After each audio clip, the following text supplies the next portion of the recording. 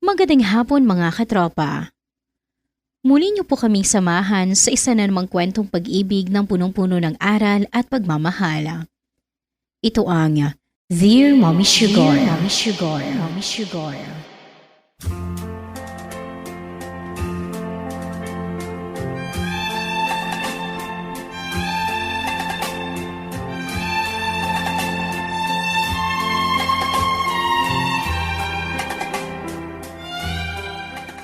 Dear Mommy Sugar, 20 taon na po ang nakakaraan, Mommy Sugar, simula nung iwan ko ang isang pangyari sa buhay ko na hindi ko makakalimutan. Ako po si Lorna, isa po kong ina, DJ. Tahimik, masaya at kontento na ang buhay ko na meron ako ngayon kasama ang aking nag-iisang anak na si Jessa.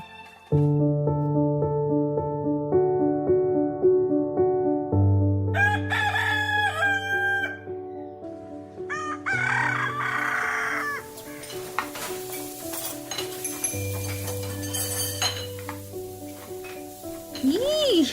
Ano ba yan? Nasaan na ba kasi yun? Ma? Nakita mo ba yung relo ko? Yung kulay puti? Pambihirang bata talaga to. Ma! Dito ko lang nilagay yun eh. Nak! Jessa! Nandyan na si Marvin! Bilisan mo dyan! Ayun! Ay, naku. Opo, eto na. Magandang araw po, Tita Lorna. Oh, Marvin! Halika! Kain na muna kayo bago kayo magpunta sa simbahan. Oh! Tara na, Marvin. Oh! Teka! Kumain na muna kayo. Hindi na, Mama. Tita Lorna, hindi po ba kayo sasama sa amin sa simbahan? Ikaw talaga, Marvin. Ilan taon na tayong magkaibigan. Alam mong hindi talaga pupunta ng simbahan si Mama. Nako, hindi na. Okay na ako dito sa bahay. Basta naniniwala ako na may Diyos. Oh, dali! Dali na! Tara na! Bye, Ma! Ingat kayo mga anak!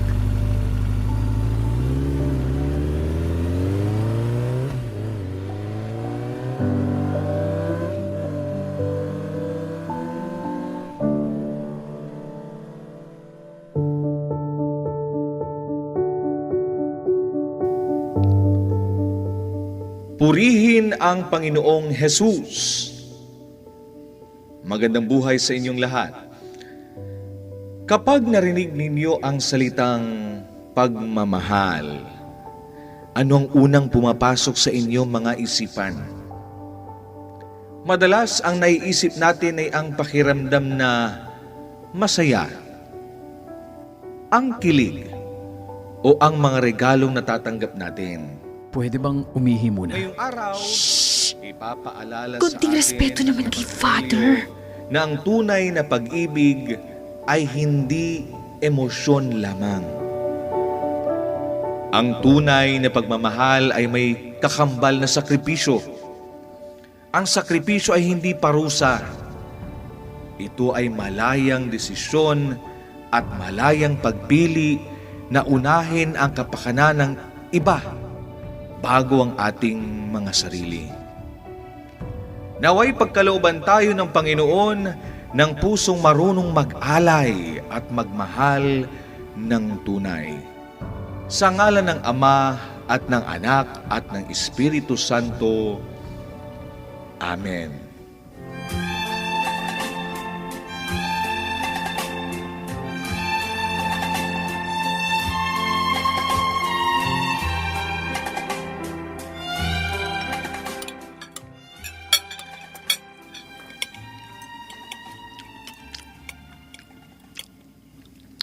Anak, kumusta naman kanina ang exams ninyo? May mga hindi na naman ako nasagutan eh.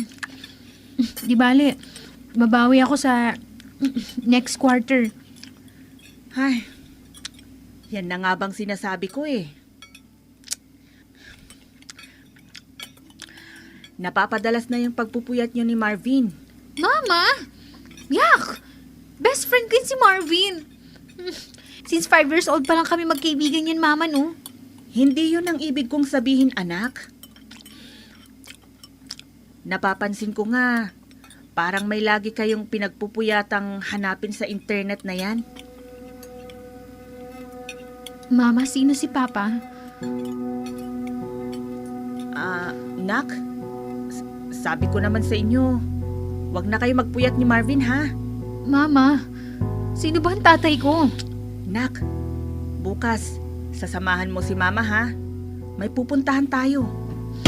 Nawalan na ako ng gana. Anak? Sandali! Anak!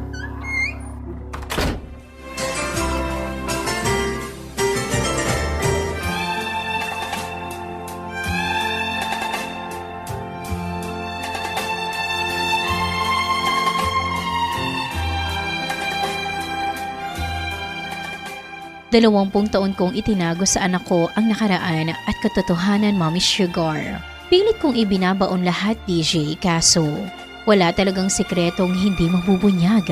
Lalo't lumalaki na si Jessa at nangungulila na siya sa kalinga ng isang ama, DJ. Alam kong kahit doblehin ko pa ang atensyon at oras ko sa kanya, Mommy Sugar, may tanong pa rin sa isip niya at may kulang pa rin sa puso at pagkatao niya.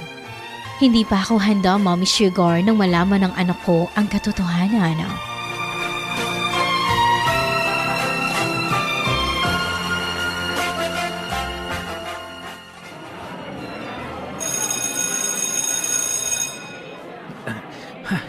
Jessa! Sandali! Ano? May alam na akong paraan para makilala mo ang papa mo. Ha? Paano naman? Hello? Hindi nga natin alam kung anong pangalan niya, no? Hindi naman sa Facebook eh. Saan? Subukan mo maghanap sa mga lumang gamit ng mama mo. Malay mo, may mga pictures siya doon nung mga kabataan nila. Subukan mo lang. Ano ba naman yan, Marvin? Gagawin mo pa ako magdanakaw. Kahit kailan hindi ako nangingialam ng gamit ni Mama, no? Eto na yung first time. Ikaw rin. Ito na ang pagkakataon mo para makilala mo ang tunay mong papa. Ano kayang itsura niya, no? Siguro kamukha mo siya. Kasi hindi mo kamukha si Tita Lorna eh. Sobrang ganda ni Tita Lorna. Ha ha ha. Nakakatawa. Sige na, subukan mo lang.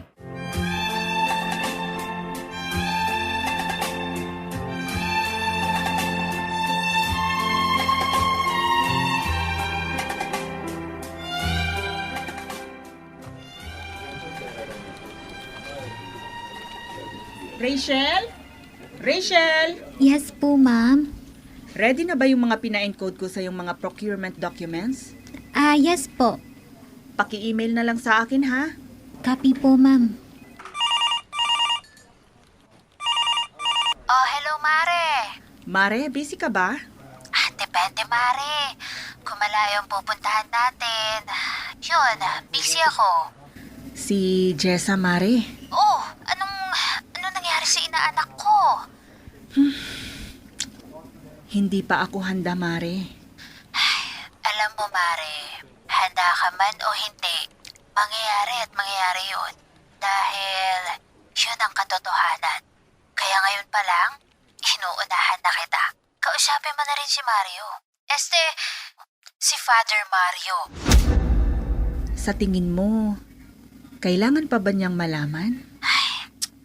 Ay naku, Mare. Sino bang ama? Siya. Yun naman pala eh. Hanggang kailan mo itatago, Mare?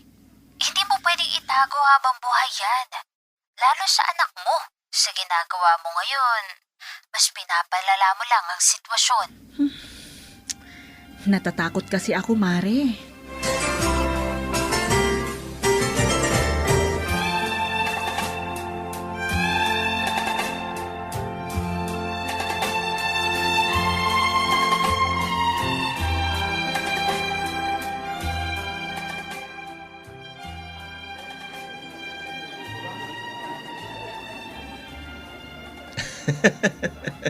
Di bali po, kagawad. Tutulungan po tayo ng Panginoon para po sa mga project po na yan. Amen. Naku, salamat po, Father. Para din naman ito sa mga kabaranggayan natin.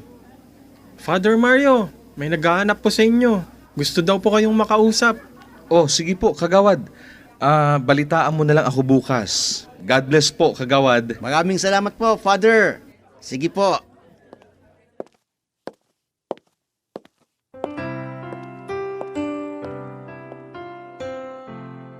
Ayun po siya, Father.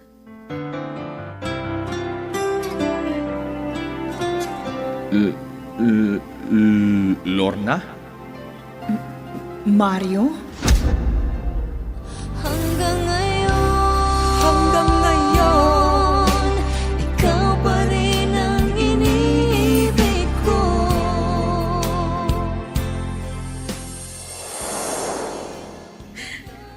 Mario? Lorna!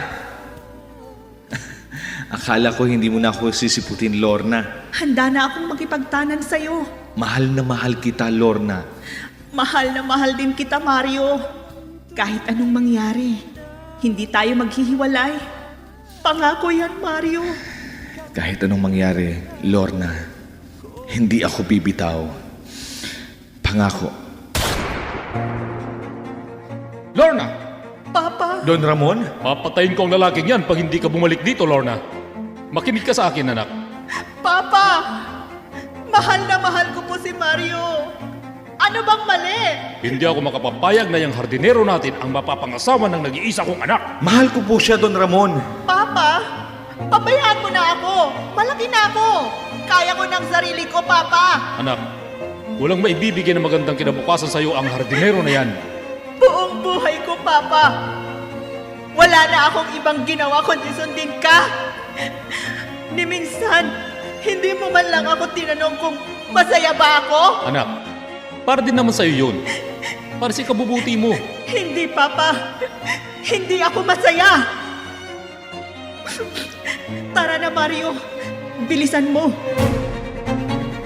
Mario! Lorna! Anak, Lorna.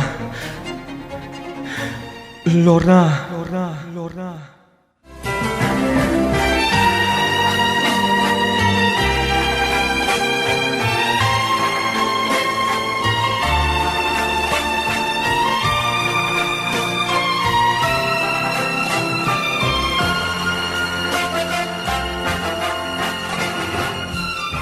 Sa kagustuhan ng papa na mahiwalay ako kay Mario, tinangka niyang barilin si Mario.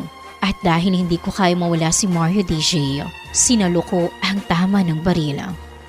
Ako ang nag-agaw buhay nung araw na yon, DJ. Mula noon, hindi ko na nakita pa si Mario, Mommy Sugar. Yun ang huling araw na nakasama ko ang lalaking pinakamamahal ko. Hanggang sa mabalitaan ko na lang na isa na pala siyang pare. At mas lalo ako nasaktan, Mommy Sugar. Dahil alam kong wala nang paraan para magkatuluyan pa kami. Kaya, hindi na rin ako noon naglakas loob na sabihin sa kanya ang tungkol sa anak namin.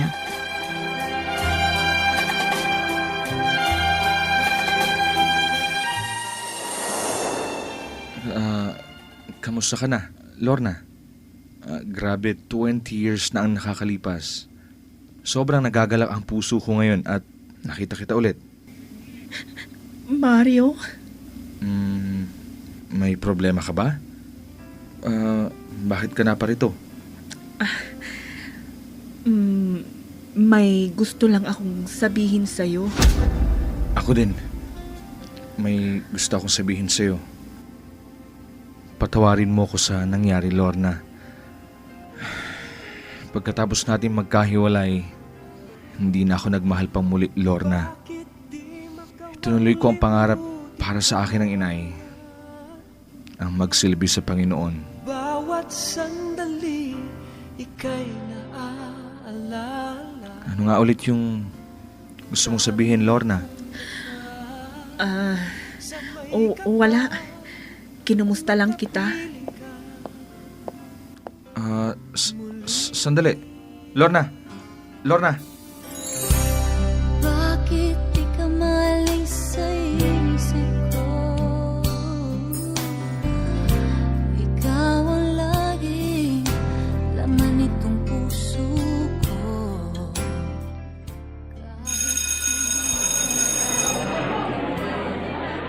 Huy! Aray nako.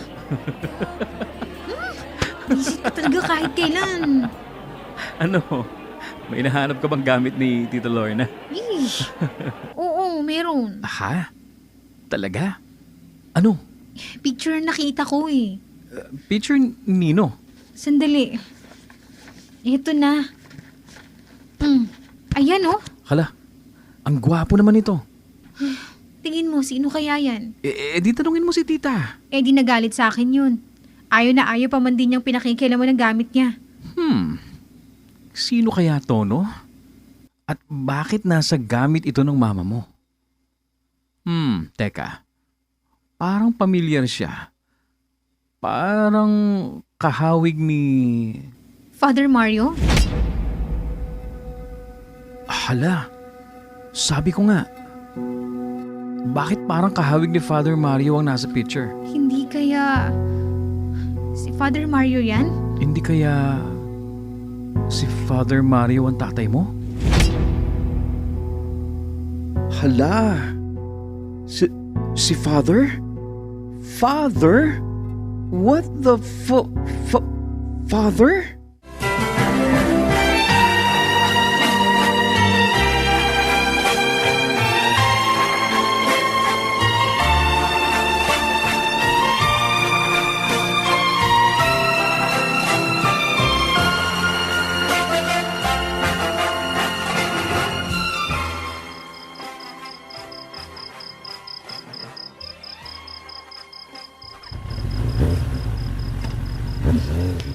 Salamat Marvin ha.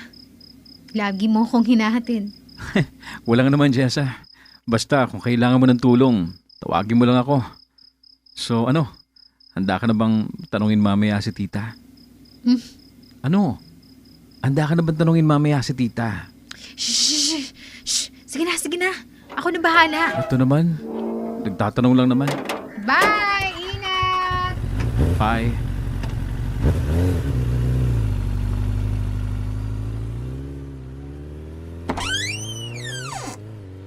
Anak, magbihis ka na at kakain na tayo.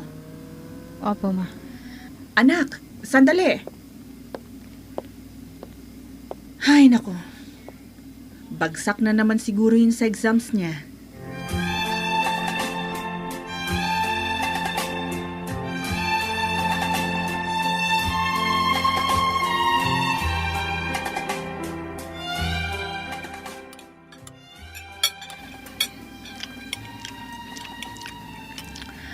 Anak, kumusta exams niyo kanina?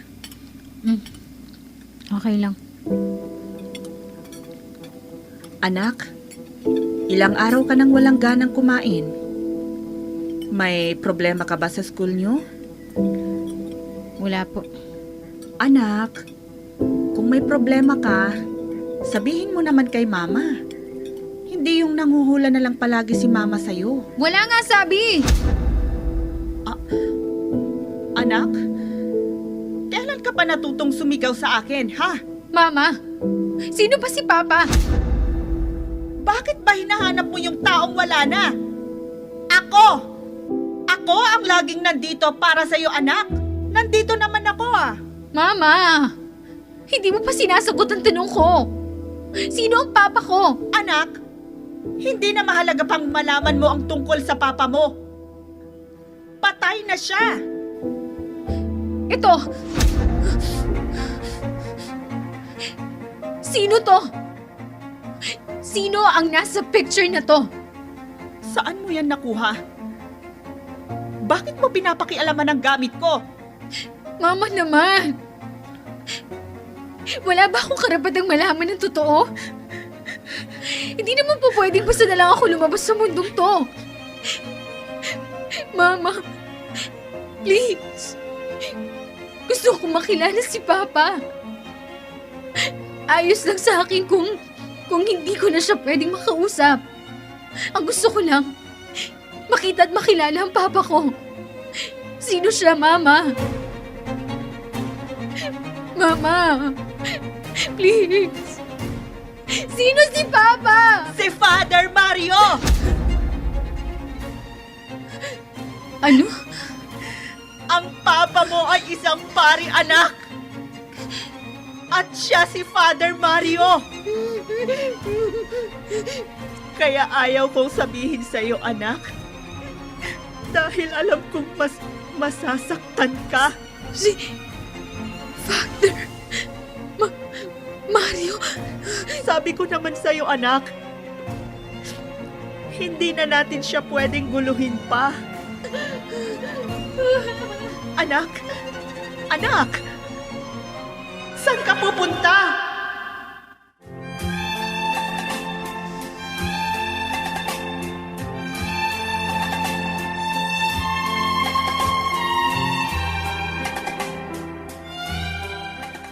Masakit para sa akin ito, Mommy Sugar, pero mas masakit ito para sa anak ko dahil hindi niya na pwedeng makasama ang tunay niyang ama dahil sa katungkulan niya. Kaya pinilit kong itago ang katotohanan kay Jessa dahil alam ko masasaktan siya, DJ.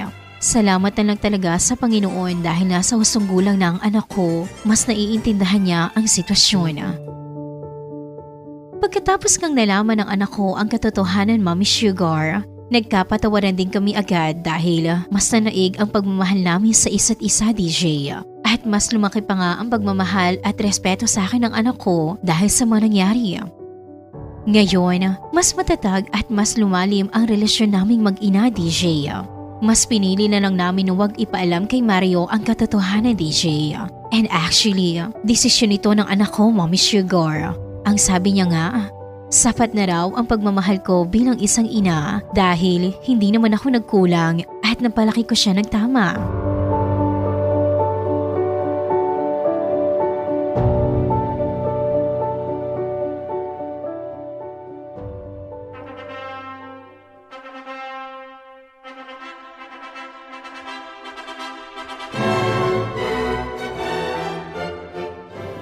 Marvin at Jessa, naparito ba kayo ng may lubos na kalayaan upang makisama sa banal na sakramento ng kasal? Ano ba? Tinatanong na tayo ni Father. Ang ganda mo kasi, Jessa. Alam ko. Visit ka talaga. Kailangan natin sumagot na kakaya kay Father. Inuulit ko, Marvin at Jessa, naparito ba kayo ng may lubos na kalayaan upang makisama sa banal na sakramento ng kasal? Opo, Father. Nakahanda ba kayong mahalin at igalang ang isa't isa bilang mag-asawa sa buong buhay ninyo? Opo, Father. Kung mayroon mang sino man sa inyong naririto ang may sapat at legal na dahilan upang ang kasalang ito ay hindi matuloy, mangyaring magsalita ngayon o manahimik na magpakailanman.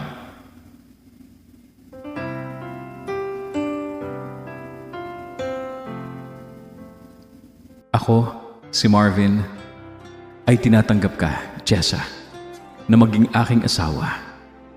Nangangako akong magiging tapat sa iyo sa hirap at ginhawa, sa sakit at kalusugan. Mamahalin kita at igagalang sa lahat ng araw ng aking buhay. Ako, si Jessa, ay tinatanggap ka, Marvin, na maging asawa. Nangangako akong magiging tapat sa iyo sa hirap at sa ginhawa, sa sakit at kalusugan. Mamahalin kita at igagalang sa lahat ng araw ng aking buhay. Sa kapangyarihang iginawad sa akin ng simbahan at ng estado at sa harap ng mga saksi at ng Diyos, ipinahahayag ko na kayo ay mag-asawa na. Ang pinagsama ng Diyos ay huwag paghiwalayin ng sinumang tao. You may now kiss your bride.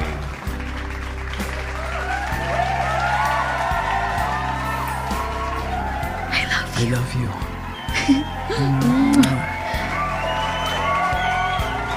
Hanggang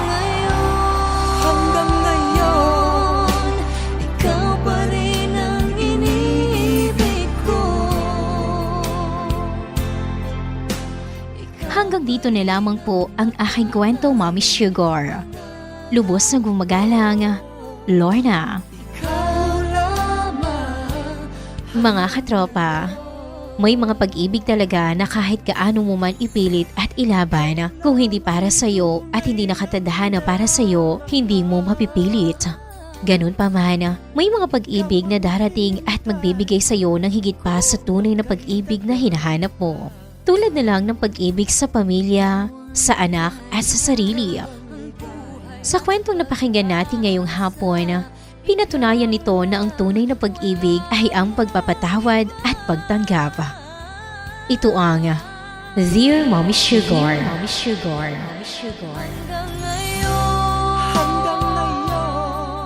Pasalamatan po natin ang managsaganap sa ating tampok na kwento ngayong hapon ito. Katropang Rowena Muntiang Policarpio bilang Lorna. Katropang DJ Barbecue bilang Jessa. Katropang JV Viola bilang Marvin. Katropang Edmar Galingana bilang Father Mario. Katropang Rick Ashley Martin bilang Sacristan. Katropang Althea del Cruz bilang Patricia. Katropang Jesse Pascual bilang Don Ramon.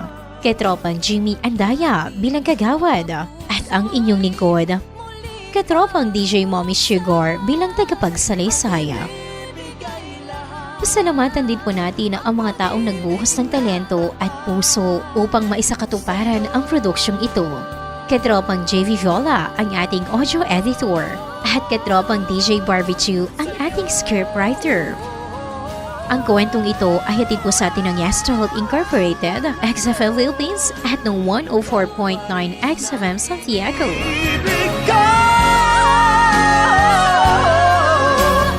Ikaw pa rin ang natatanging